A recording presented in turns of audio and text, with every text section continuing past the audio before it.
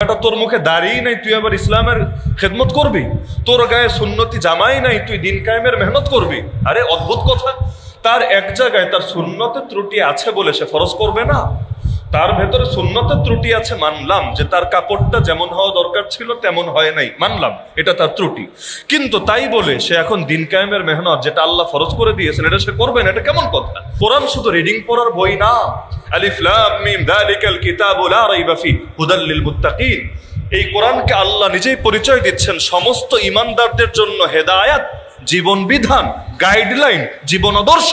জীবনের সব ক্ষেত্রে কোরআন যদি আপনি আনতে না পারেন, কোরআন শুধু জবানে রয়ে গেল, কোরআন দিলে নাই, কোরআন শুধু মুখেই রয়ে গেল, কোরআন আপনার ব্যক্তি জীবনে নাই, কোরআন শুধু আপনার মসজিদের মধ্যে রয়ে গেল, কোরআন আপনার আদালতে নাই, কোরআন আপনার সংবিধানে নাই, কোরআন আপনার আইন কানুনে নাই, তাহলে কিসের কোরআন রে হেদায়েত বানালেন আপনি? হেদায়েত মানে কি?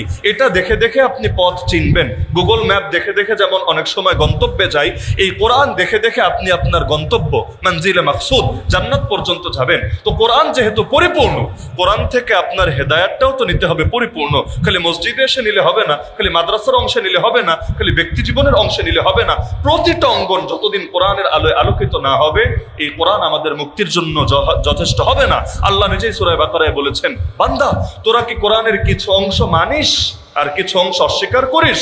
যদি এমন হয় তোদের দুইটা শাস্তি। এক শাস্তি হলো দুনিয়ায়, ইল্লা খিজিউন ফিল হায়াতি দুনিয়া, দুনিয়ায় লাঞ্ছিত হবি, যেমন আজকে বিশ্বে মুসলমানরা হয়ে আছে। আর দুই নম্বর, ওয়াউমাল কিয়ামাতি ইউরাদ্দুনা ইলা আশাদ্দিল আযাব, কিয়ামতের দিন তোরা জাহান্নামে যাবি, জাহান্নামের কঠিন শাস্তি তোরা পাবি। এজন্য কোরআন শুধু হুজুরদের জন্য নাজিল হয়েছে বলেও ভাববেন না। আল কোরআন হুজ্জাতুন লাকা ওয়া আলাইক, নবী বলেন কোরআন তোমাদের প্রত্যেকের পক্ষে অথবা বিপক্ষে প্রমাণ হবে। যদি পক্ষে প্রমাণ হয় আলহামদুলিল্লাহ, যদি বিপক্ষে প্রমাণ হয় নাউযুবিল্লাহ। সুতরাং কোরআন আপনার পক্ষে যাচ্ছে না বিপক্ষে, চিন্তায় রাখেন। এই রমজানকে সামনে রেখে একটু তেলাওয়াত বাড়ানোর চেষ্টা করেন, ডেইলি অন্তত 2-1 পারা পড়ার চেষ্টা করেন। শুধু পড়েই শেষ না, কোরআন একটু বোঝারও চেষ্টা করেন। আপনার লেভেল অনুসারে আপনি একজন আলেমের সঙ্গে, যার এলেমে আস্থা আছে, পরামর্শ করেন যে আমি তো এই পর্যায়ে আমার জ্ঞান আছে, আমি কোন তাফসীরটা পড়তে পারি, আমি কিভাবে কোরআন থেকে উপকৃত হতে পারি। আপনি পরামর্শ নিয়ে ধীরে ধীরে কোরআন বোঝার চেষ্টা করেন। অন্তত কমন সূরাগুলো বোঝেন। সূরা ফাতিহা জীবনে কয় লক্ষবার শুনলেন, কিছুই বোঝেন না। আল্লাহু আকবার, সুবহান রাব্বিয়াল আযীম, সুবহান রাব্বিয়াল আলা, এগুলোই বোঝেন না। দোয়া মাসুরাত, দোয়া কুনুত, এগুলোই বোঝেন না। কিভাবে নামাজে দিল আসবে, কিভাবে দিল থেকে বের হবে? কোনো ফিলিংসই তো আপনার ভেতরে কাজ করবে না। মুখের কথা আর বুকের কথা এক হয় না, মুখের কথা আর বুকের কথা এক হয় না। সূরা ফাতিহাটা শিখতে কয়দিন লাগে? অন্যান্য সূরা, ওই 10টা সূরা 20টা সূরা যা আছে, এগুলোর ব্যাখ্যা শিখতে কয় বছর লাগে? ইচ্ছা করলেই চলে, ওই ইচ্ছাটা পর্যন্ত করতে রাজি না। এজন্য কোরআন পড়েন, কোরআন শেখেন, কোরআন বোঝেন, এরপর কোরআনকে পূর্ণাঙ্গভাবে জীবনে, সমাজে, রাষ্ট্রে, সব জায়গায় বাস্তবায়ন করার চেষ্টা করেন। আল্লাহ রাব্বুল আলামিন এই কোরআনের মাসে কোরআন থেকে পরিপূর্ণ উপকৃত হওয়ার এবং রমজানের বরকত এবং রাতের বেলা তারাবির বরকত পূর্ণাঙ্গভাবে লাভ করার তৌফিক দান করুন, আমিন। ক্ষমতা পরিবর্তনের আগ দিয়ে বা ক্ষমতা পরিবর্তনের সময় স্বরাষ্ট্র উপদেষ্টা আফসোস করে বলেছিলেন যে আমার ড্রাইভার আর আমার গানম্যান একদিন আগে আমার কাছে এসে অনুমতি চাচ্ছে যে স্যার আপনি যদি আজকে আমাদেরকে ছেড়ে দেন তাহলে আমরা আরেকজন মন্ত্রী, যদিও উপদেষ্টা তো আর মন্ত্রী না, কিন্তু কাছাকাছি মর্যাদার যেহেতু, আমরা নতুন কোনো মন্ত্রীর ড্রাইভার হওয়ার, গানম্যান হওয়ার সুযোগ পাবো। আর যদি একদিন পরে ছাড়েন, স্বাভাবিক টাইমে ছাড়েন, তাহলে আপনার দিক থেকে ছাড়াটা তো লিগ্যাল, এটা রাইট আপনার আছে, কিন্তু আমরা তো বঞ্চিত হয়ে যাব, কারণ ইতিমধ্যে অন্য মন্ত্রীর ড্রাইভারও বুকিং হয়ে যাবে, গানম্যানও বুকিং হয়ে যাবে। তিনি নিজেই বললেন যে আমি ওদেরকে বলে দিলাম ঠিক আছে তোমরা চলে যাও, আমার ড্রাইভার লাগবে না, গানম্যান লাগবে না, আমি নিজের মতো করে বাসায় চলে যেতে পারবো ইনশাআল্লাহ। তো বাস্তবতা তো এমনই, ক্ষমতা চলে গেলে লাগেজ ধরার মতো লোকও থাকে না, হুইল চেয়ার ঠেলার মতো লোকও থাকে না। যতদিন ক্ষমতা থাকে ততদিন পর্যন্ত আশপাশে লোকের অভাব পড়ে না। তো মানুষ যখন মারা যায় আপনজনরাও তো তাকে বোঝা মনে করতে শুরু করে দেয়। এজন্যই তো আর মাটির উপরেই রাখে না, ঘরের ভেতরেও রাখে না, বরঞ্চ যত তাড়াতাড়ি মাটির নিচে চাপা রেখে দিয়ে আসতে পারে তত কেমন যেন হাত ছেড়ে বাঁচে। তো মাঝখানে এই দুনিয়ার ধোকায় মানুষ এমন ভাবে পড়ে, আল্লাহ কোরআনে কত জায়গায় জানালেন দুনিয়ার জীবন ধোকার উপকরণ ছাড়া কিছু না, ওমাল হায়াতুদ দুনিয়া ইল্লা মাতাউল গুরুর। এমনকি আল্লাহ এটাও ক্লিয়ার করলেন আসল জীবন তো আখিরাতের জীবন, ওয়া ইন্নাদ দারাল আখিরাতা লাহিয়াল হায়াওয়ান লাউ কানু ইয়ালামুন। আরে বান্দা যদি বুঝতো, বান্দা যদি নিজেদের আকলকে কাজে লাগাতো, তাহলে মুমিনের প্রতিটা কাজই তো দরকার আখিরাতকে সামনে রেখে হবে, দুনিয়া জাস্ট প্রস্তুতি অর্জনের জন্য থাকবে। তো মুমিনের জীবন যাতে আখিরাতমুখী জীবন হতে পারে, এই ট্রেনিং দেওয়ার জন্যই বিশেষভাবে এই মাহে রমাজান আমাদের সামনে এসেছে, যাতে করে দৈহিক শক্তি কিছুটা দুর্বল হলেও ঈমানি শক্তি, আত্মিক শক্তি, আধ্যাত্মিক শক্তি, রুহানি শক্তি প্রচুর পরিমাণ বাড়তে পারে। মুসলমান দুনিয়াতে যতদিন সফল ছিল, দৈহিক শক্তি না বরং রুহানি শক্তির বরকতেই সফল ছিল। বদরের ময়দানের বিজয় দেহের শক্তি দিয়ে আসে নাই। আল্লাহ রসুল সাল্লাল্লাহু আলাইহি সাল্লামের অল্প সময়ের সেই মহান বিপ্লব গায়ের শক্তি দিয়ে আসে নাই।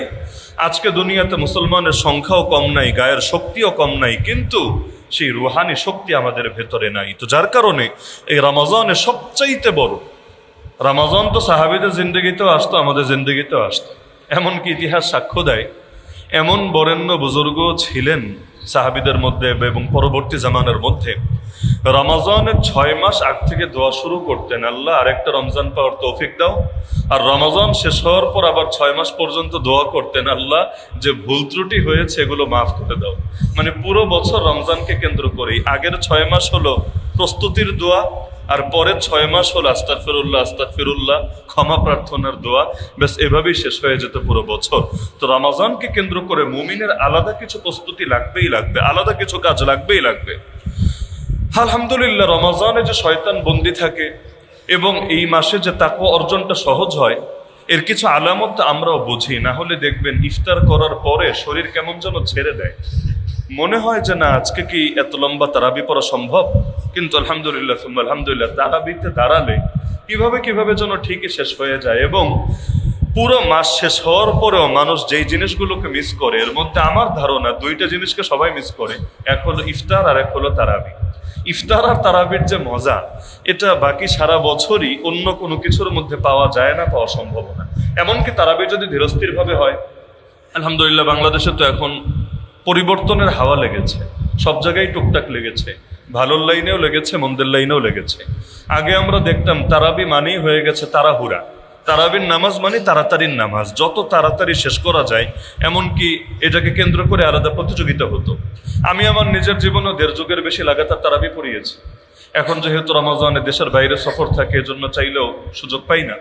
তো ওই সময় দেখা যেত শুরুর জীবনে আমাদেরকেও প্রেশার দেওয়া হতো, হুজুর স্পিডটা আর একটু বাড়ানো যায় না। এখন দুনিয়াটা তো উন্নত, 3G, তখন তো 3G, তো 3G 4G এই জামানাগুলোতে এত ধীরস্থির ভাবে পড়লে হবে কিভাবে। কিন্তু আলহামদুলিল্লাহ এখন দেখা যায় যত ধীরস্থির ভাবে পড়ে মুসল্লির কোনো অভাব হয় না। আলহামদুলিল্লাহ গত 2 দিন 2 জায়গায় আল্লাহ তাআলা তারাবি পড়ার তৌফিক দিয়েছেন। একদিন পড়লাম মিরপুর ডিএইচএস সেন্ট্রাল মসজিদে, গতকাল পড়লাম গুলশান সোসাইটি জামে মসজিদে। প্রায় 2.5 ঘন্টার কাছাকাছি লেগে গেছে নামাজে। কিন্তু আলহামদুলিল্লাহ মুসল্লিদের দিল দেখে এবং চেহারা দেখেই বোঝা যাচ্ছে এই বুড়া বুড়া মানুষ কিন্তু আলহামদুলিল্লাহ কষ্ট হয় নাই, বরং চারাদা তৃপ্তির সাথে অনুভব করেছে। নবীজি রমজান ছাড়া অন্য টাইমেও তাহাজ্জুদের নামাজ পড়তেন এমনভাবে পা পর্যন্ত ফুলে যেত। আপনি চিন্তা করেন নামাজ কত লম্বা হলে, তাহাজ্জুদ তো নবীজি সাধারণত 8 রাকাত পড়তেন, কখনো কম বেশি হতো, কিন্তু সাধারণত 8 রাকাত তারাবি এবং 3 রাকাত বেতের পড়তেন। এজন্য আম্মা জান আয়েশা রাদিয়াল্লাহু আনহা থেকে হাদিস আছে বুখারী শরীফের মধ্যে বর্ণিত, যে আল্লাহ রাসূল সাল্লাল্লাহু আলাইহি ওয়াসাল্লাম রমজান এবং রমজানের বাইরে 11 রাকাত নামাজ পড়তেন রাতে। 11 রাকাতের 8 রাকাত ছিল তারাবি কিয়ামুল লাইল তাহাজ্জুদের নামাজ, আর 3 রাকাত ছিল বেতেরের নামাজ। যদিও আজকাল অনেকে এটা দিয়ে দলিল দিয়ে তারাবির রাকাতের পক্ষে বোঝাতে চায় যে তারাবির রাকাত হলো 8 রাকাত, বেশি পড়া ঠিক না, আর বাকি বেতের হলো আবার 1 রাকাত। তারাবি 8 রাকাত, বেতের 1 রাকাত। তারাবি 8 রাকাত দলিল কি? বুখারীর এই হাদিস দিয়ে দলিল দেয়। বেতের 1 রাকাত দলিল কি? এটা আবার অন্য হাদিস দিয়ে দলিল দেয়। অথচ একটা হাদিস পুরোপুরি নিলেও এখানে তো 8 থাকে না, বরঞ্চ 11 হয়ে যায়। অনেক সময় দলিল এদিকেও যায় না ওদিকেও যায় না। যেমন এখন মক্কা মদিনার নামাজ 10 রাকাত করে পড়ে। করোনা যখন এসেছে, করোনার আগ পর্যন্ত 20 রাকাত ছিল। করোনার অজুহাতে যেহেতু সেখানে বিভিন্ন সীমাবদ্ধতা ছিল, এজন্য অর্ধেকে নামিয়ে এনেছে, 20কে 10-এ। করোনা চলে গেছে কিন্তু অলসতা তো আর যায় নাই। তো যার কারণে এখনো সরকারি রুলস আর রাজতান্ত্রিক দেশে তো আর রাজার আইনের বাইরে যাওয়ার সুযোগ নাই। এখনো পর্যন্ত 10 রাকাত চলছে। তো 10 রাকাত হওয়া একটা মজা আছে, সেটা হলো কোন পক্ষ দলিল টানাটানি করার কোনো সুযোগ নাই। 8 রাকাত হলে একদল বলতো মাশাআল্লাহ আমাদের পক্ষে দলিল পাওয়া গিয়েছে। কিন্তু এখন 10 এমন একটা জায়গায় এনে থামিয়েছে, না এদিকে না ওদিকে, মাঝামাঝি একটা অবস্থানে এসে থেমেছে। বাস্তবতা হলো ওমর রাদিয়াল্লাহু তাআলা আনহুর জামানা থেকে এই যে 20 রাকাত তারাবির সিলসিলা চলে আসছে, চারো মাযহাবের মধ্যেই 20 রাকাত তারাবির উপরে ফতোয়া আছে, এমনকি শাইখুল ইসলাম ইমাম ইবনে তাইমিয়া রাহমাতুল্লাহি আলাইহি থেকে শুরু করে যাদেরকে এখন সালাফি যারা অনুসরণ করেন তারাও ইমাম মানেন, তারা পর্যন্ত 20 রাকাতের পক্ষে মতামত দিয়ে এসেছেন। যদিও আল্লাহ রাসূল সাল্লাল্লাহু আলাইহি ওয়াসাল্লাম পুরো রমজান 20 রাকাত নামাজ পড়েছেন এমন কোনো দলিল নাই, বাস্তবেই নাই। আল্লাহ রাসূল সাল্লাল্লাহু আলাইহি ওয়াসাল্লাম জামাতের সঙ্গে তারাবি আমরা যেভাবে নিয়মিত পড়ি, ডেইলি পড়ি, নবী এভাবে পড়েন নাই। কেন পড়েন নাই নবী নিজেই ব্যাখ্যা করে দিয়েছেন, আমার ভয় হচ্ছে এটা তোমাদের উপর বাধ্যতামূলক করে দেওয়া হবে, বাধ্যতামূলক। তো নবীজির দিলের আগ্রহ ছিল, ইচ্ছা ছিল, কিন্তু কিছু কিছু কাজ এমন যেটা আল্লাহ রাসূল সাল্লাল্লাহু আলাইহি ওয়াসাল্লাম কখনো করতেন উম্মতের সহজতার জন্য। যেমন আল্লাহ রাসূল সাল্লাল্লাহু আলাইহি ওয়াসাল্লাম একদিন দাঁড়িয়ে পানি পান করলেন, একদিন দাঁড়িয়ে পেশাব করলেন। কেন? এর ব্যাখ্যা দেওয়া হয় যেদিন দাঁড়িয়ে পেশাব করলেন দুইটা কারণ। এক নাম্বার হলো জায়গাটায় ময়লা ছিল, সেখানে যদি তিনি বসতেন তাহলে সেই ময়লা শরীরে লাগার আশঙ্কা ছিল। আর আরেকটা ব্যাখ্যা করা হয় যে আল্লাহ রাসূল সাল্লাল্লাহু আলাইহি ওয়াসাল্লাম উম্মতের জন্য একটা সুযোগ খোলা রাখলেন, যে উম্মতের কখনো ওজর দেখা দিতে পারে, সেটা বিশেষ কোনো জায়গায়, এমন কোথাও গেলেন বিদেশে কোনো এয়ারপোর্টে বা এমন কোনো জায়গায়, সেখানে বসার সিস্টেমই রাখেনি, বাধ্য হয়ে আপনাকে দাঁড়িয়েই করতে হবে। এখন ওই রকম বিপদে পড়লে, ওজরে পড়লেও আপনার সামনে একটা দরজা যাতে খোলা থাকে, এটার জন্য আল্লাহ রাসূল জীবনে মাত্র একবার করে দেখিয়ে দিলেন যে স্বাভাবিক অবস্থায় এমন করবা না, কিন্তু কখনো যদি বেশি ঠেকায় পড়ে যাও তখন করতে পারো, তখন এটা তোমাদের জন্য নিষিদ্ধ না। ঠেকার মাসআলাও আল্লাহ রাসূল শিখিয়ে গিয়েছেন। দাঁড়িয়ে পানি পান করলেন, প্রচন্ড ভিড় ছিল, ওই হজের সময় তো এমনি ভিড় থাকে, তো আল্লাহ রাসূল সাল্লাল্লাহু আলাইহি ওয়াসাল্লাম দাঁড়িয়ে পানি পান করলেন, প্রচন্ড ভিড় ছিল। এখান থেকে উম্মতের সামনে এই বার্তাটাও ক্লিয়ার হলো যে পানি স্বাভাবিকভাবে বসে পান করাটাই সুন্নত, নবীর নিয়মিত সুন্নত। কিন্তু কখনো যদি বিশেষ কোনো প্রয়োজন দেখা দেয়, এমন কোনো জায়গা যেখানে তাকে এখনই পানি পান করতে হবে, বসার মতো পরিস্থিতি নাই যে কোনো কারণে, তার জন্য বৈধতার একটা দরজা খোলা রাখা হলো। তাহলে অনেক কিছু এমন যেটা বৈধতার খাতিরে করা হয়েছে, যাতে করে উম্মতের সামনে পূর্ণাঙ্গ একটা আদর্শ থাকে, নিয়মিত আমলও থাকে, ঠেকার আমলও থাকে। ঠেকার আমল লাগে না আমাদের? আমরা যখন সফরে যাই অনেক সময় তো এমন হয় যে আমরা এমন কিছু সিচুয়েশনে পড়ি যেটা স্বাভাবিক জীবনে আমরা পড়ি না। ধরেন আপনি আকাশপথে হজ করতেই যাচ্ছেন, 8 ঘন্টা আপনাকে বিমানে থাকতে হবে। এখন বিমানে নামাজের টাইম এসেছে, নামাজ পড়বেন কিভাবে? ইসলামে তো এই শিক্ষাও থাকা লাগবে, যদি না থাকে কিসের পরিপূর্ণ দিন? পরিপূর্ণ মানে এখানে এই সবকটাও থাকতে হবে। এখন নবীর জামানায় বিমান ছিল না, সবক পাবো কিভাবে? হ্যাঁ, নবীর জামানায় বিমান ছিল না, কিন্তু উট ছিল। উটের পিঠে চড়ে মরুভূমিতে কখনো লম্বা লম্বা সফর তাদেরকে করতে হতো। ওই উটের পিঠে থাকাকালীনও তারা কিভাবে ইবাদত করেছেন, সেখান থেকে আজ আমাদের ইবাদতের সবক আমাদের সামনে এসেছে। এজন্য যারা বিমানে চড়ে নফল নামাজ যদি বসেও পড়ে, এটার ছাড় আছে, নফলের ক্ষেত্রে এই ছাড়টা আছে। তো ফরজ নামাজের ক্ষেত্রে দাঁড়িয়েও পড়তে হবে, এটার ক্ষেত্রে কোনো এখানে ছাড় নেই। এখন যদি দাঁড়িয়ে স্বাভাবিকভাবে পড়তে পারে আলহামদুলিল্লাহ, যদি না পারে, যদি সিটে বসেই তাকে পড়তে হয় বাধ্যতামূলক ভাবে, তাহলেও তার জন্য জরুরি হলো সে কিবলার দিকে, যত সম্ভব কিবলার দিকে মুখ করে বসে বসে নামাজ পড়বে। কিন্তু এর দ্বারা নামাজের পূর্ণ হক আদায় হবে না, বরঞ্চ তাকে এয়ারপোর্টে নামার পরে অথবা হোটেলে যাওয়ার পরে ওই নামাজটা আবার রিপিট করে নিতে হবে। তার মানে ঠেকা কাজ ছাড়লো, কিন্তু এর দ্বারা নামাজের পূর্ণ হক তার আদায় হবে না, বরঞ্চ যখনই সে সুযোগ পাবে তখনই তাকে নামাজটা রিপিট করে নিতে হবে। আল্লাহ রাসূল সাল্লাল্লাহু আলাইহি ওয়াসাল্লাম যখন ইস্তেনজা করতেন, উজুর জায়গায় আসতে কখনো সময় লাগতো। আরব দেশে ওই সময় তো আর এরকম প্রচলিত বাথরুম ছিল না, আমাদের যেমন এখন স্পেশাল ঘরের সাথে বাথরুম লাগানো আছে। নবীর জামানায় তো এমন ছিল না, বাথরুম করার জন্য দূরে যাওয়া লাগতো। কখনো এমন হতো যেখানে গিয়েছেন সেখান থেকে উজুর জায়গায় আসতে 10 মিনিট লাগবে, আর পানিও এত বেশি অ্যাভেলেবল ছিল না, তো কূপের কাছে আসতে মনে করেন 10 মিনিট লাগবে। ওই ইস্তেনজা করার পর এই 10 মিনিটের জায়গা আসবেন, এই টাইমটা আল্লাহ রাসূল সাল্লাল্লাহু আলাইহি ওয়াসাল্লাম স্বাভাবিক থাকবেন, এটা নবীর পছন্দ ছিল না। এজন্য ইস্তেনজা সেরে ওই জায়গায় আগে তায়াম্মুম করে নিতেন। এই তায়াম্মুম নামাজ পড়ার জন্য না, এই তায়াম্মুম তাওয়াফ করার জন্য না, বরং এই তায়াম্মুম হলো জাস্ট সেখান থেকে নিয়ে উজুর জায়গা পর্যন্ত যে আসবেন, এই 2 মিনিট 5 মিনিট 10 মিনিটও যাতে তিনি পবিত্রতার হালতেই থাকেন, পূর্ণ পবিত্রতার হালতে থাকেন, জাস্ট এটার জন্য। তাহলে এখান থেকে উম্মতের শিক্ষাতে এটাই বের হয় যে আপনি নামাজ দিনে কয় মিনিট পড়লেন এটা বিষয় না, কিন্তু চেষ্টা করা দরকার পুরো দিন উজুর সঙ্গে কাটানোর।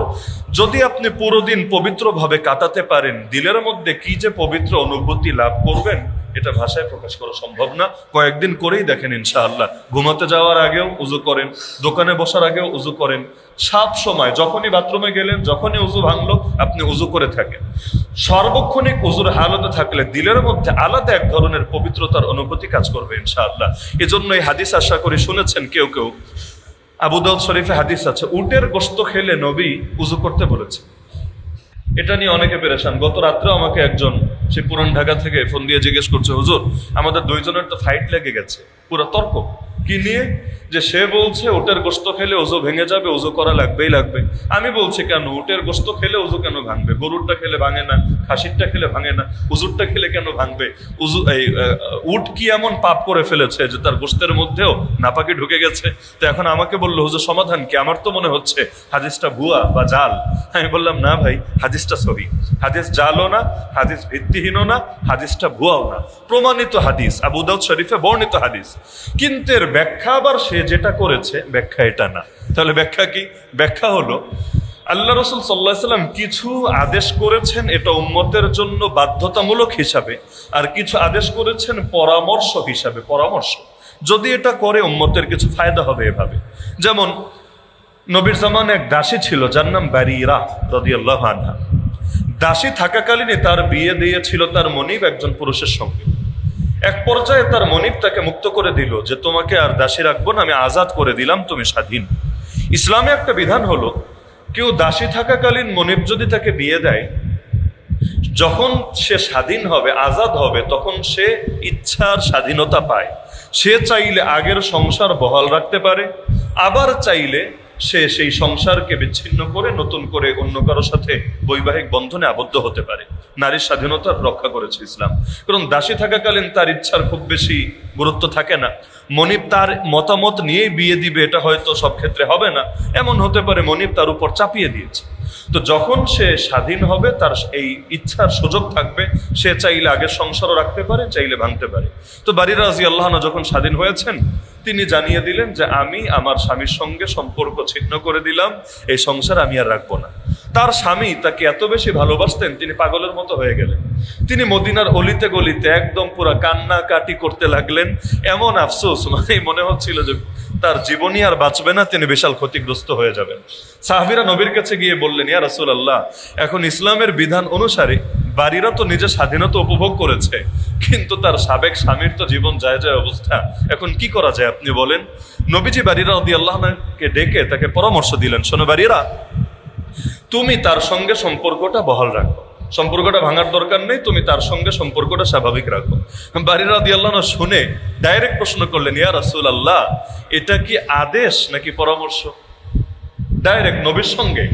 আমাদের অনেক সময় তেমন হয়, হুজুরের সঙ্গে কথা বলতে আমরা সংকোচ বোধ করি, কিন্তু সাহাবীদের সম্পর্ক নবীর সাথে কতটা ফ্রি ছিল দেখেন। ডাইরেক্ট প্রশ্ন করছি, ইয়া রাসূলুল্লাহ, এটা কি আদেশ নাকি পরামর্শ? যদি আদেশ হয় আমার মাথার উপরে, আমি এটা নিয়ে কোনো দ্বিধা রাখবো না, আপনি যা বলবেন আমি বিনা বাক্যে সেটাই করবো ইনশাআল্লাহ।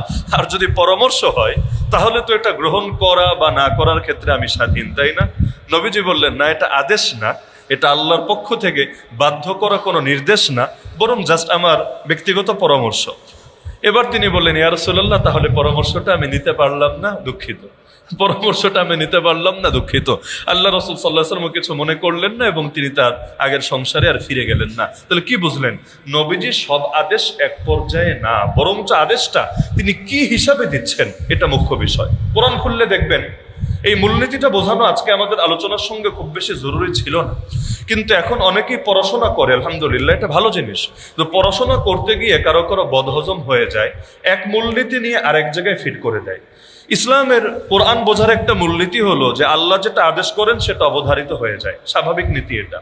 কিন্তু আপনি কোরআন খুললে দেখবেন আল্লাহ বলে দিয়েছেন, ওয়াইদা হালালতুম ফাসতাদু, যখন তোমরা হালাল হবা। হালাল হওয়া মানে বুঝেন, এহরাম যখন বাঁধে, হজে যাক বা উমরায় যাক, মানুষ যখন এহরাম বাঁধে ওই সময় বহু জিনিস তার জন্য নিষিদ্ধ হয়ে যায়, করতে পারে না। যখন তার ইবাদত সম্পন্ন হয় এবং সে গিয়ে মাথা মুন্ডন করে নেয় অথবা চুল খাটো করে নেয়, এহরাম থেকে পবিত্র হয়, এটাকেই বলে হালাল হওয়া। তখন তার জন্য আবার ওই আগে নিষিদ্ধ হওয়া জিনিসগুলো বৈধ হয়ে যায়। যেমন এহরাম অবস্থায় তো ঘ্রাণযুক্ত সাবান শ্যাম্পুও ব্যবহার করা যায় না, অনেকে তো গিয়ে না বোঝার কারণে করা যায় না, নিষিদ্ধ, কিন্তু যখন হালাল হবে তার জন্য করা যায়। তা আল্লাহ বলে দিলেন যখন তোমরা হালাল হবা শিকার করবা, পশু শিকার করবা। এখন কোনো পাগল যদি একটা মূলনীতি শেখে যে কোরআনে আল্লাহ যেটা আদেশ করেন সেটা অবধারিত হয়ে যায়, এই লোক এই আয়াত পড়ার পর কি ফতোয়া দিবে? সে ফতোয়া দিবে যখন এহরাম খুলবে তার জন্য শিকার করা ফরজ, এখন তাকে তীর নিয়ে বনে যেতে হবে, হরিণ ধরে আনতে হবে, না হলে অন্য কোনো পশু শিকার করতেই হবে। কারণ আল্লাহ যেটা আদেশ করেছে, মৌলবী সেটারে ফরজ না বলার কে? এটা করা লাগবেই লাগবে। আল্লাহর আদেশ পালন করবে না তো কারটা করবে? অথচ আপনি তাফসীরের কিতাব খোলেন, মুফাসসিরিনে কেরাম বলে দিবেন না আল্লাহ আদেশ করেছেন সত্য, কিন্তু নামাজ পড়তে বলেছেন ওইটাও আদেশ, শিকার করতে বলেছেন এইটাও আদেশ, দুই আদেশ এক না। এক আদেশ করেছেন ফরজ হিসাবে, আর এক আদেশ করেছেন বৈধতা বোঝানোর স্বার্থে, যে এতদিন তোমার জন্য এটা অবৈধ ছিল, আমি আল্লাহ এখন তোমার জন্য আবারও বৈধতা দিয়ে দিলাম, জাস্ট এটা জানানোর জন্য। তাহলে সব আদেশ একরকম হয় না। উটের গোশত খেলে, কথা বোঝেন, উটের গোশত খেলে উযু করা লাগবে, এটা নবীর বাধ্যতামূলক পরামর্শ না, বরঞ্চ এটা উম্মার কল্যাণের প্রতি বিবেচনা করে পরামর্শ। উটের গোশতের মধ্যে এই পরিমাণ শক্তি আছে, মানুষ যখন খায় তার ভেতরে শাহওয়াত জাগ্রত হওয়া, তার চাহিদা জেগে ওঠা খুবই স্বাভাবিক ব্যাপার। গরুর গোশতেই তো স্বাভাবিক ব্যাপার, উট তো আরো বেশি স্বাভাবিক ব্যাপার। আল্লাহ রাসূল সাল্লাল্লাহু আলাইহি ওয়াসাল্লাম এই উযুর পরামর্শটা দিয়েছেন এই কারণে, যাতে করে উযু করার দ্বারা তার দিলের মধ্যে আবারও পবিত্রতার অনুভূতি জাগ্রত হয় এবং তার শাহওয়াতটা ধীরে ধীরে দুর্বল হয়ে আসে। যেমন রাগ যদি ওঠে কারো, তাকে কি পরামর্শ দেওয়া হয়েছে? দুইটা। এক নম্বরে জায়গা পাল্টে ফেলো, দাঁড়ানো থাকলে বৈশা যাও, বৈশা থাকলে শুয়ে যাও, আর তুমি পানি ব্যবহার করো, উযু করো, গোসল করো, ইনশাআল্লাহ এর প্রভাবে রাগ অনেকটাই কমে আসবে, পরামর্শ। একইভাবে উটের গোশত খেলে ভেতরে চাহিদা জাগ্রত হয়, হতেই পারে, মানুষের জন্য এটা স্বাভাবিক ব্যাপার। যদি উযু করে নেয়, গোসল করে নেয়, তাহলে তার ওই চাহিদা অনেকটাই নিয়ন্ত্রণে চলে আসবে, পরামর্শ। কিন্তু এর মানে এটা না যে উটের গোশত খেলে উযু ভেঙে যাবে এবং নতুন করে উযু না করে নামাজ পড়লে নামাজ হবে না, বিষয়টা এমন না, পরামর্শ। এজন্য কোরআন হাদিস বুঝতে কোন কথা কি জন্য বলেছেন বোঝা জরুরি। উদাহরণ হিসেবে আরেকটা হাদিস বলি, তিরমিজি শরীফে হাদিস আছে, সহিহ হাদিস। নবী বলেছেন উযু ভাঙবে না গন্ধ না আসলে এবং আওয়াজ না হলে। মানে তো বুঝতেই পারছেন। এখন যদি কেউ স্বাভাবিকভাবে হাদিসটা পড়ে, সে কি বুঝবে? সে বুঝবে হালকা পাতলা বায়ু বের হলে, আস্তে করে বের হয়েছে, কোনো আওয়াজও নাই, কোনো গন্ধও নাই, সমস্যা নেই, উযু টুজু ভাঙবে না। উযু ভাঙার জন্য কি লাগবে? হয়তো বোম ফোটার মতো আওয়াজ লাগবে, না হলে এমন গন্ধ আশপাশের মানুষও নাকে রুমাল দিতে বাধ্য হবে। এমন যদি হয় তাহলে উযু ভাঙবে, না হলে উযু ভাঙবে না। এই ফতোয়া দিবে, দলিল দিবে তিরমিজি শরীফের এই হাদিস থেকে। অথচ এই হাদিসটা তার জন্য দলিল হবে না। কেন হবে না? নবীজি এই হাদিসটা তোমার মতো সুস্থ মানুষের জন্য বলেন নাই, নবীজি এটা পরামর্শ হিসাবে বলেছেন ওয়াসওয়াসার রোগীদের জন্য। ওয়াসওয়াসার রোগী বুঝেন? এটা একটা রোগ। কিছু মানুষের এমন ওয়াসওয়াসা জাগে, উযু করতে 10 মিনিট লাগে, হাত 3 বার না, যদি 10 বার ধোয় তাও মনে হয় না, মনে হয় আমার ধোয়া বাকি রয়ে গেছে।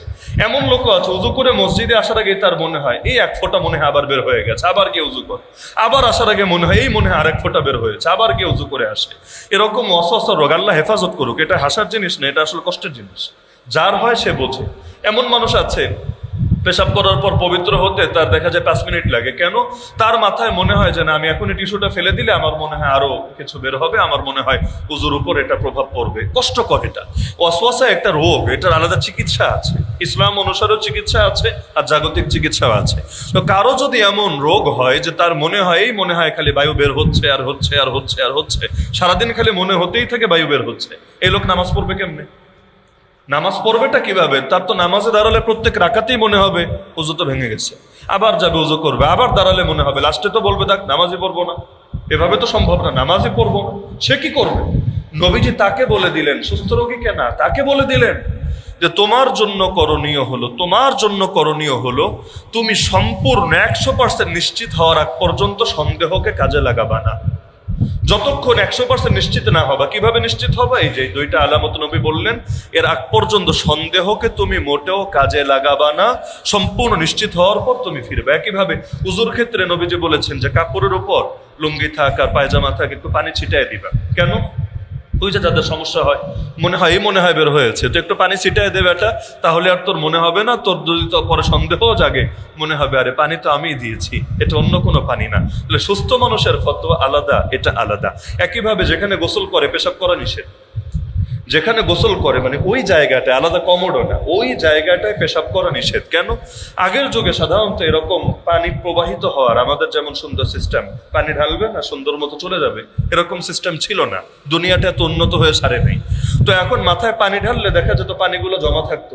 আপনি যদি ওই কলপার ছাড়া স্বাভাবিক কোথাও বালতি নিয়ে পানি ঢালেন তাহলে কিছু পানি তো জমা থাকে।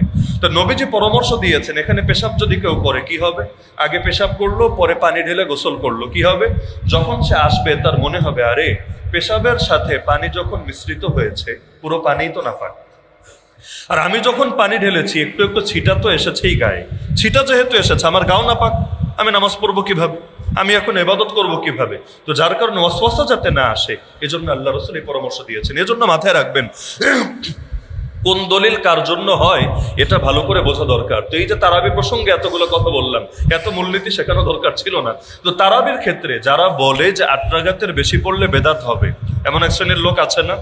এই উন্নত মসজিদে গেলেও দেখা যায় 8 রাকাতের পর মাশাআল্লাহ একদম পুরা মসজিদ অর্ধেক খালি হয়।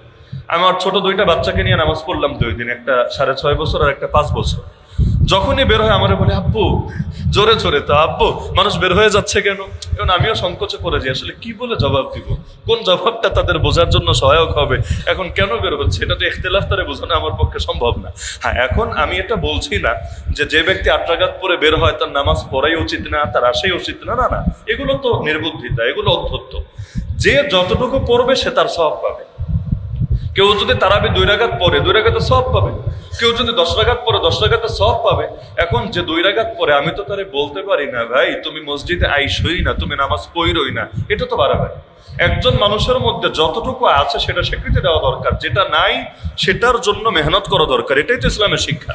আজকাল কি হয়, একজন মানুষ ধরেন ইসলামের জন্য কিছু করতে চায়, আপনি গিয়ে তাকে বোঝানো শুরু করেন বেটা তোর মুখে দাঁড়িয়ে নাই, তুই আবার ইসলামের খেদমত করবি, তোর গায়ে সুন্নতি জামাই নাই, তুই দিন কায়েমের মেহনত করবি। আরে অদ্ভুত কথা, তার এক জায়গায় তার সুন্নতের ত্রুটি আছে বলে সে ফরজ করবে না?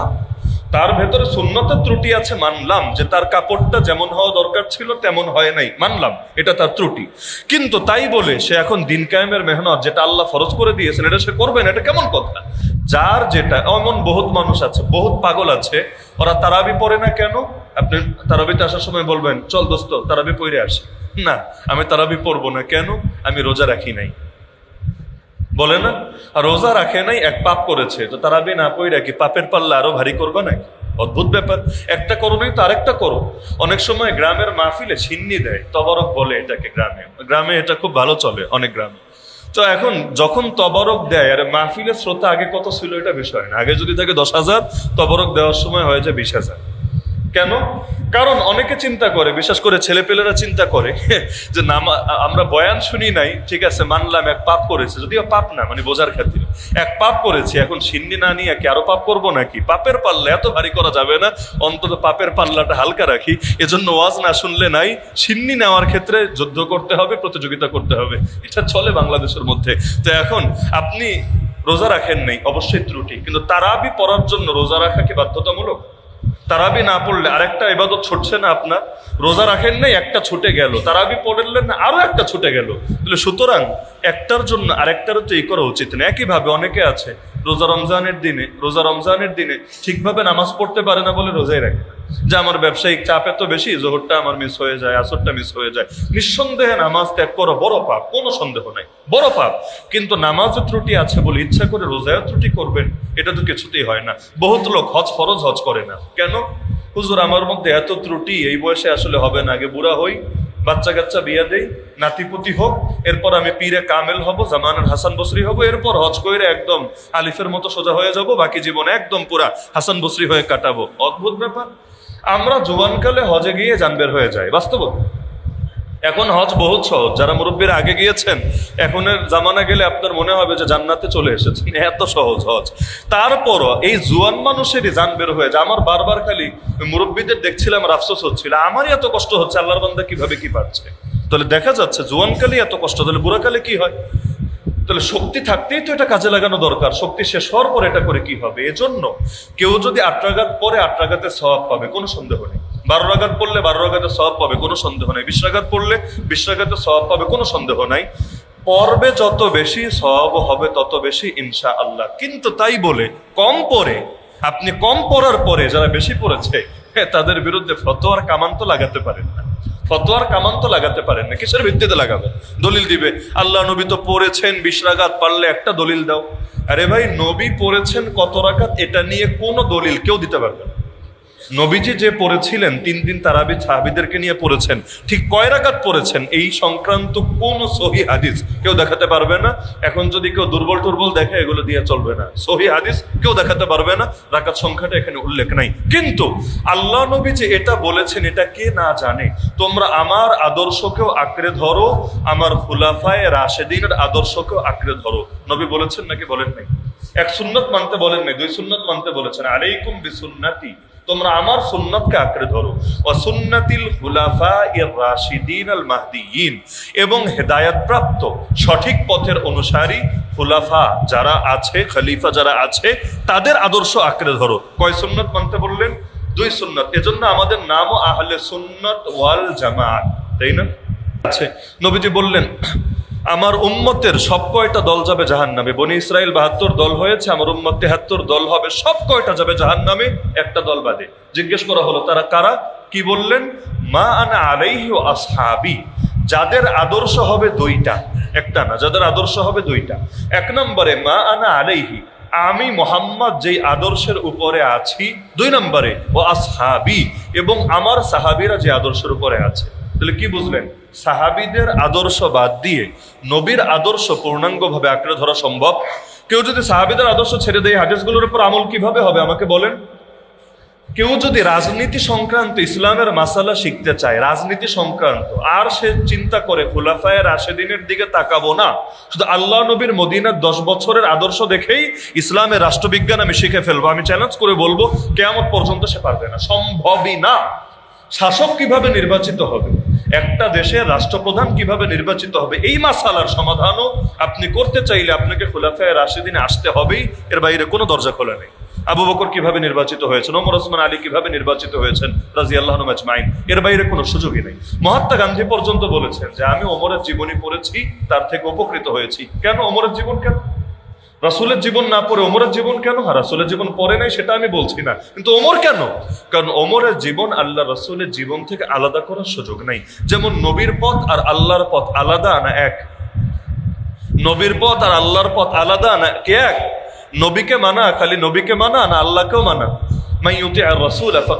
আল্লাহ, যে রাসূলের দেখানো পথে চললো সে আল্লাহর আনুগত্যই বাস্তবায়ন করলো। যেমনি ভাবে নবীর পথ মানে আল্লাহর পথ, একই ভাবে খুলাফায়ে রাশিদিনের পথ, নবীর সাহাবীদের পথ, সেটাই নবীর পথ, আলাদা কোনো পথ না, একই পথ, একই পথ।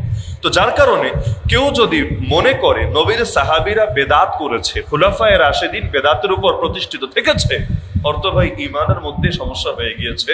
সে হক পথ থেকে বের হয়ে ইতিমধ্যে ভ্রান্তদের খাতায় নাম লিখিয়েছে। 3 জন খলিফা, ওমর রাদিয়াল্লাহু আনহু জামানায় শুরু হলো, তামিম দারি রাদিয়াল্লাহু আনহু তারাবির ইমাম ছিলেন, ভালো হাফেজ ছিলেন যেহেতু, উবাই ইবনে কাব এবং তামিম দারি তারা তারাবির ইমামতি করতেন, আর সাহাবীরা পেছনে 20 রাকাত নামাজ পড়তেন। এই যে শুরু হলো, একজন সাহাবী প্রতিবাদ করেছে, পারলে আমাকে বলেন একজন সাহাবী যে ওমর তুমি বেদাত শুরু করলে, এত বড় সাহস দিয়েছে কে, এমন কোনো প্রমাণ থাকলে আমাকে বলেন। আচ্ছা, ওমরের জামানা বাদ দিলাম, মানলাম তর্কের খাতিরে ওমর ভুল করেছে, মানলাম। ওসমান কেন এসে সরালো না? আলী রাদিয়াল্লাহু আনহু কেন এটার বিরুদ্ধে বিদ্রোহ করলো না? তারা কেন প্রতিষ্ঠিত রাখলো? ওমর করে গেলেন, ওসমান একই পথে চললেন, আলী রাদিয়াল্লাহু আনহু একই পথে চললেন, নবীর সমস্ত সাহাবীরা এটার উপর ঐক্যবদ্ধ হয়ে গেলেন, মেনে নিলেন, অর্থাৎ ইজমা। মুখ দিয়ে বললে শুধু ইজমা হয় তা না, কোন আমল যদি জাতীয়ভাবে চলে আর সবাই যদি দেখার পরে চুপ থাকে, বিশেষ করে নবী এবং তার সাহাবীদের ক্ষেত্রে এটা, তারা যদি কোনো কিছু দেখার পরে, জানার পরে, শোনার পরে চুপ থাকেন, এটাও ইসলামের দলিল হয়ে যায়। এজন্য হাদিস বলে কাকে জানেন? শুধু নবীর কথাকে হাদিস বলে না। আপনি যে কোনো কিতাব খুলে দেখেন হাদিসের সংজ্ঞা কি, শুধু নবীর কথাকে হাদিস বলে না। হাদিস 4 জিনিসের নাম। 1 নম্বরে নবীর কথা, কাউলুন নবী। 2 নম্বরে নবীর কাজ, ফিআলুন নবী। 3 নম্বরে নবীর গুণাবলী, ব্যক্তিগত যে গুণাগুণ ছিল, আওসাফুন নবী, সিফাতুন নবী। 4 নম্বরে তাকরিরুন নবী, নবী যেই ব্যাপারগুলো মৌন অনুমোদন দিয়েছেন, মৌন সম্মতি দিয়েছেন। মৌন সম্মতি মানে মুখের কথা বলেন নাই, কিন্তু সামনে হয়েছে, দেখেছেন, শুনেছেন, অথবা কান দিয়ে জেনেছেন, প্রতিবাদ করেন নাই, এর বিরুদ্ধে আপত্তি করেন নাই, এটাই শরীয়তের দলিল।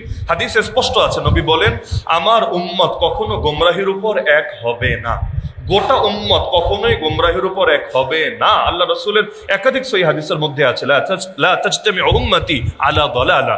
এজন্য কোরআনে স্পষ্ট আছে, যে ব্যক্তি মুমিনদের পথ ছাড়া অন্য পথ অনুসরণ করবে আমি আল্লাহ তাকে জাহান্নামে দিব। ওয়া মান ইয়াত্তাবি গায়রা সাবিলিল মুমিনিন নুওয়াল্লিহি মা তাওয়াল্লা। মুমিনদের পথ কেন বললেন? আল্লাহর পথ না, নবীর পথ না, মুমিনদের পথ। এটা আবার কি? তার মানে কোন জামানা সব মুমিন গোমরা হয়ে যাবে এটা সম্ভব না। তো নবীর সাহাবীরাই তো সর্বশ্রেষ্ঠ মুমিন, কোনো সন্দেহ আছে? পরবর্তী সবার ইজমা, ইজমা মানে সর্বসম্মত মত, এর চাইতে লক্ষ কোটি গুণ শক্তিশালী হলো নবীর সাহাবীদের ইজমা। নবীর সাহাবীরা একদম 3 জামান, ওমর রাদিয়াল্লাহু আনহু একদিন দুদিন না, এক যুগের কাছাকাছি বাদশাহী করেছেন। এরপর ওসমান, এরপর আলী, এরপর এসে আবার হাসান রাদিয়াল্লাহু আনহু 6 মাস, এরপর আমির মুয়াবিয়া আরো 20 বছরের বেশি।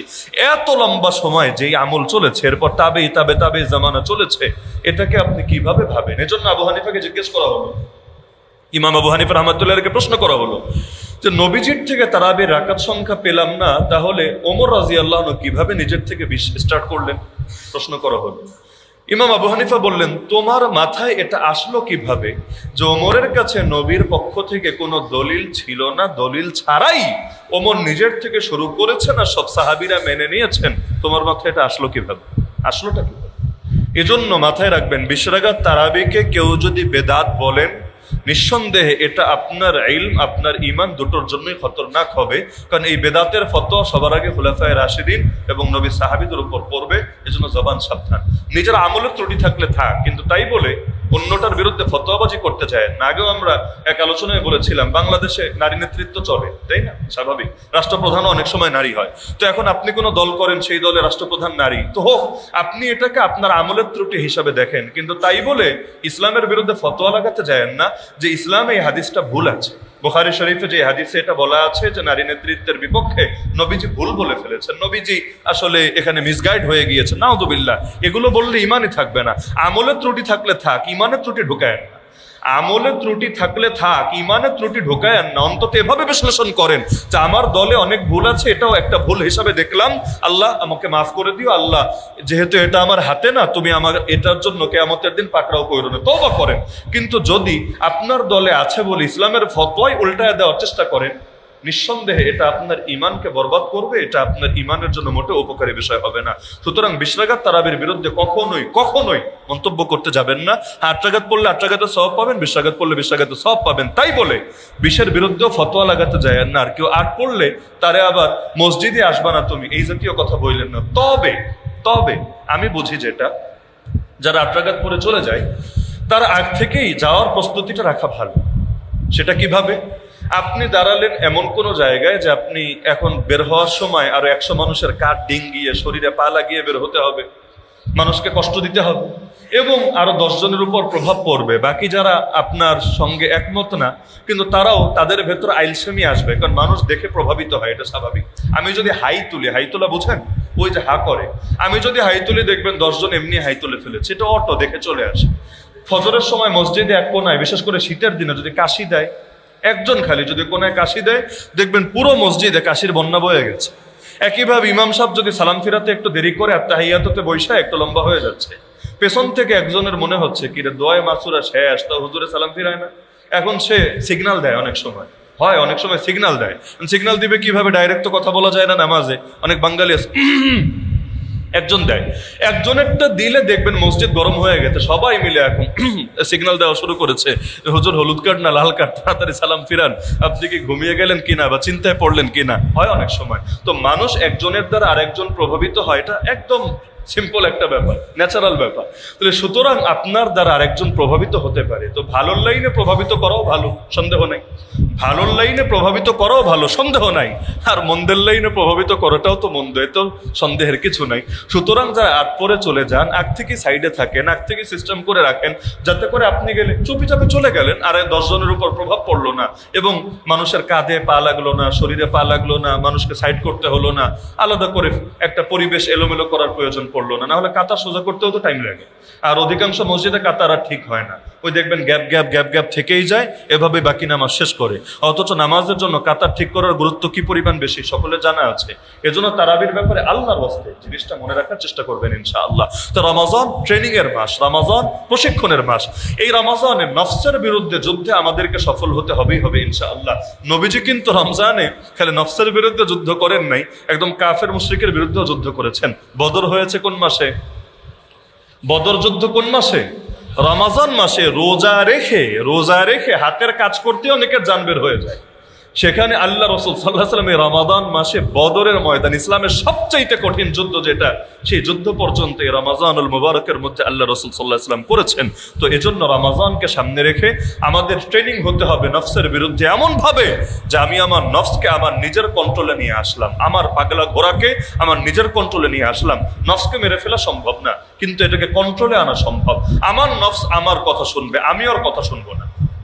আমার নফস আমার কথা শুনবে, আমি ওর কথা শুনবো না। আপনি লড়াইয়ে নেমেছেন, যদি হেরে যান এটা তো ব্যর্থতা, যদি জিতে যান এটাই তো সফলতা। রমজানে শয়তান তেমনি বন্দী, আলহামদুলিল্লাহ। মানুষ শয়তান খোলা, জিন শয়তান বন্দী। আর মানুষ শয়তান খোলা না। রমজানে মানুষ শয়তান বন্দী হবে এমন কোনো হাদিস তো নাই, বা এমন কোনো আয়াত নাই। এজন্য রমজানেও চাঁদাবাজি চলে, রমজানেও সন্ত্রাস চলে, রমজানেও খুন খারাপি চলে, রমজানেও রেপ চলে, রমজানেও বদনজর চলে, বহুত আকাম কুকাম চলে। কেন?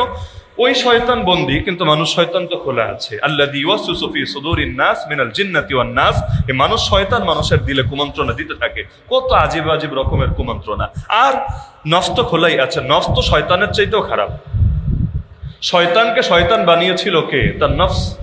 অন্য কোনো ব্যাখ্যা তো নাই। শয়তানের পেছনে তো আরেক শয়তান লেগেছিল এমন না, ফার্স্ট শয়তান যে, প্রথম শয়তান যে, ও শয়তান হয়েছিল কিভাবে? আর নফসের ধোকায় পড়েই তো। ওমা উবাররিউ নাফসি ইন্নান নাফসা লাআম্মারাতুম বিসসু। সুতরাং রমজানেও নফসের বিরুদ্ধে লড়াই থামানোর কোনো সুযোগ নাই, লড়াই আরো বাড়িয়ে দিতে হবে। গত সপ্তাহে আমরা বলেছি রোজা যাতে শুধু পেটের রোজা না হয়। আল্লাহ রাসূল স্পষ্ট বলেছেন তোমার চোখও যাতে রোজা রাখে, তোমার কানও যাতে রোজা রাখে, তোমার জিহ্বাও যাতে রোজা রাখে। এমনকি খাবারের ক্ষেত্রে আল্লাহর রাস্তায় হালাল খাওয়ার চেষ্টা করবেন, হারাম খায়েন না। হারাম খেয়ে ইবাদত করলে সে ইবাদত দিয়ে কি হবে? হারাম খেয়ে দোয়া করলে সেই দোয়া দিয়ে কি হবে? এমনকি নিজে হালাল খাবেন, আর একজনেরটার ব্যাপারেও সতর্ক থাকবেন। আপনাকে একজন যদি উপহার দেয়, ইফতারের দাওয়াতও দেয়, আপনি জানেন তার 100% ইনকামই হারাম। অনেকের মিক্স থাকে, যদি এমন হয় মিক্সড আছে, অল্প কিছু হারাম বাকি সব হালাল, সেখানে সমস্যা নেই। কিন্তু তার সমুদয় ইনকামই হারাম, তার দাওয়াত খাওয়ার ব্যাপারেও তো সতর্ক হওয়া দরকার, তার উপহার নেওয়ার ব্যাপারেও তো সতর্ক হওয়া দরকার। হারাম থেকে এমন ভাবে দূরে থাকা দরকার।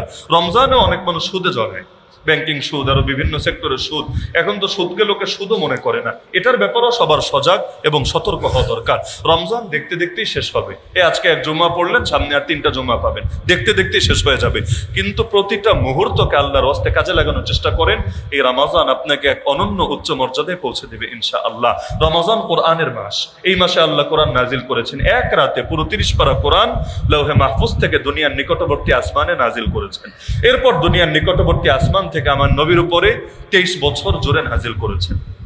কোরআন 2 ধাপে নাজিল হয়েছে। 2 ধাপে। প্রথম ধাপকে বলে ইনজাল। পুরো কোরআন একসঙ্গে নাজিল করা হয়েছে। কবে? ইন্না আনজালনাহু ফি লাইলাতুল কদর। ওই লাইলাতুল কদরটা কবে? শাহরু রমাদান আল্লাযী উনজিলা ফীহিল কুরআন। এই রমজানেই কোরআন নাজিল করা হয়েছে, লাইলাতুল কদরে কোরআন নাজিল করা হয়েছে। তার মানে লাইলাতুল কদর রমজানে নিশ্চিতভাবে আছে। তা আল্লাহ 30 পারা নাজিল করে দিলেন মাত্র এক রাতের ভেতরে, এটাকে বলে ইনজাল। আর এরপর 23 বছর জুড়ে একটু একটু করে নাজিল হলো, এটাকে বলে তানজিল। 23 বছর জুড়ে নাজিল হলো।